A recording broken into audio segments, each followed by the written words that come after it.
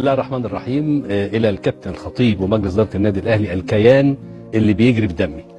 طبعا بعد الفيديو السابق واللي أنا كان عندي الشجاعة إن أقول فيه كل اللي جوايا، ومن حب للكابتن الخطيب وللنادي الأهلي ومجلس إدارته، تعرضت لموجة من الشتائم والسب، ولعلي وأنا في هذا العمر مش فارق معايا كل ده، ما دمت مقتنع بما أقوله، وهو لله ووفق قناعاتي.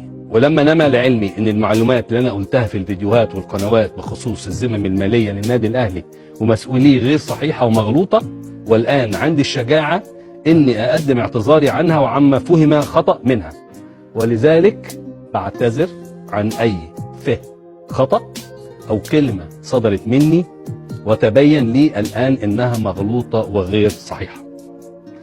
وما زلت اؤكد للجميع ان نجاح النادي الاهلي بمجلس إدارته وهو نجاح لي أنا شخصيا، لأني عاشق لتراب هذا الكيان اللي عشت سنين عمري فيه، وأنا تخطيت عام 70، فلن أقول إلا ما أؤمن به ولن أختم حياتي بنفاق.